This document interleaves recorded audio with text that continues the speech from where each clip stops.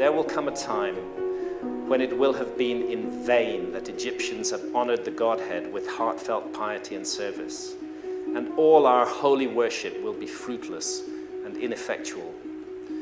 The gods will return from earth to heaven. Egypt will be forsaken, and the land which was once the home of religion will be left desolate, bereft of the presence of its deities.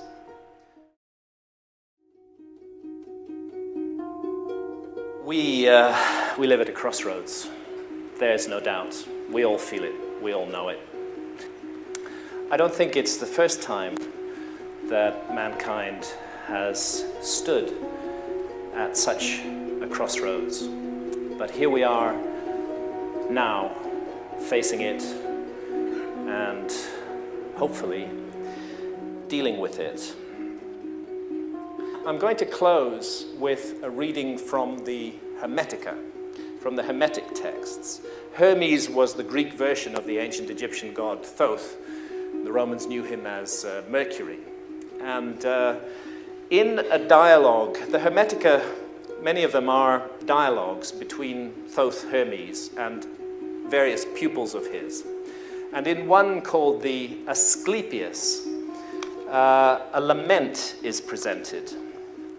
And it's like a prophecy. It's a bit like the Mayan prophecy. Egypt seems to stand as a metaphor for the whole world in this, and to my mind, for the world in our time. This lament, this prophecy is speaking directly to us. So it's Hermes speaking, and he's saying to Asclepius this: "Do you know, Asclepius, that Egypt is an image of heaven? Or to speak more exactly, in Egypt, all the operations of the powers which rule and work in heaven are present in the earth below. In fact, it should be said that the whole cosmos dwells in this our land, as in a sanctuary. And yet, since it is fitting that wise men should have knowledge of all events before they come to pass, you must not be left in ignorance of what I will now tell you. There will come a time when it will have been in vain that Egyptians have honored the Godhead with heartfelt piety and service, and all our holy worship will be fruitless and ineffectual.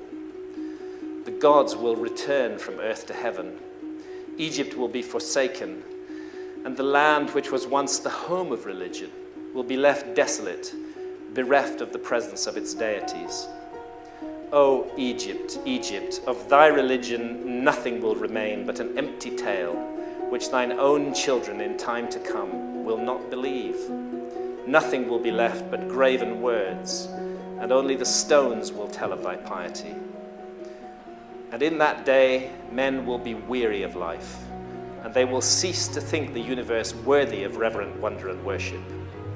They will no longer love this world around us, this incomparable work of God, this glorious structure which he has built, this sum of good made up of many diverse forms, this instrument whereby the will of God operates in that which he has made, ungrudgingly favoring man's welfare, this combination and accumulation of all the manifold things that call forth the veneration, praise, and love of the beholder. Darkness will be preferred to light, and death will be thought more profitable than life. No one will raise his eyes to heaven. The pious will be deemed insane, the impious wise. The madman will be thought a brave man, and the wicked will be esteemed as good. As for the soul, and the belief that it is immortal by nature or may hope to attain to immortality, as I have taught you, all this they will mock, and even persuade themselves that it is false. No word of reverence or piety, no utterance worthy of heaven will be heard or believed. And so the gods will depart from mankind, a grievous thing, and only evil angels will remain, who will mingle with men and drive the poor wretches into all manner of reckless crime, into wars and robberies and frauds and all things hostile to the nature of the soul. Then will the earth tremble, and the sea bear no ships. Heaven will not support the stars in their orbits. All voices of the gods will be forced into silence. The fruits of the earth will rot. The soil will turn barren, and the very air will sicken with sullen stagnation. All things will be disordered and awry. All good will disappear. But when all this has befallen Asclepius, then God, the creator of all things, will look on that which has come to pass, and will stop the disorder by the counterforce of his will, which is the good. He will call back to the right path those who have gone astray. He will cleanse the world of evil, washing it away with floods, burning it out with the fiercest fire, and expelling it with war and pestilence. And thus he will bring back his world to its former aspect, so that the cosmos will once more be deemed worthy of worship and wondering reverence. And God, the maker and maintainer of the mighty fabric, will be adored by the men of that day with continuous songs of praise and blessing. Such is the new birth of the cosmos.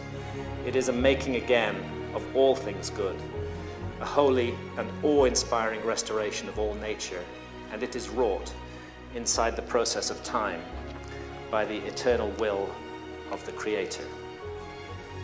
I don't know whether we're going to face some terrible global catastrophe or not. I certainly hope not.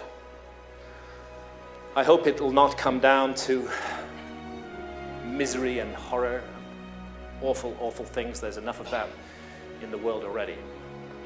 But I do remember what all the ancient texts say. There isn't a single flood myth, there isn't a single story of the destruction of past civilizations that don't implicate humanity in the story somewhere. Our own behavior, what we do, is part of what we're bringing down on the world right now. What we are manifesting in the world, that is what is coming towards us. We are the authors of this thing, and we can change the story if we want to change it. I firmly believe that. Are we looking at the traces of a forgotten episode in human history? I think so. I think that's what's going on here.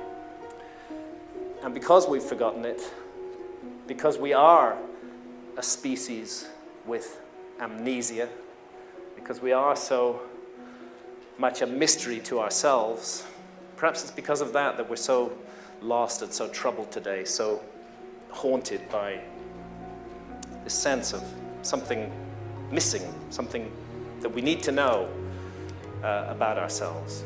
For the ancient Egyptians, the essential mystery of human existence concerned our spiritual essence, that we are participating in this theater of experience that we call life and the world in an immense endeavor aimed at the perfection of the soul.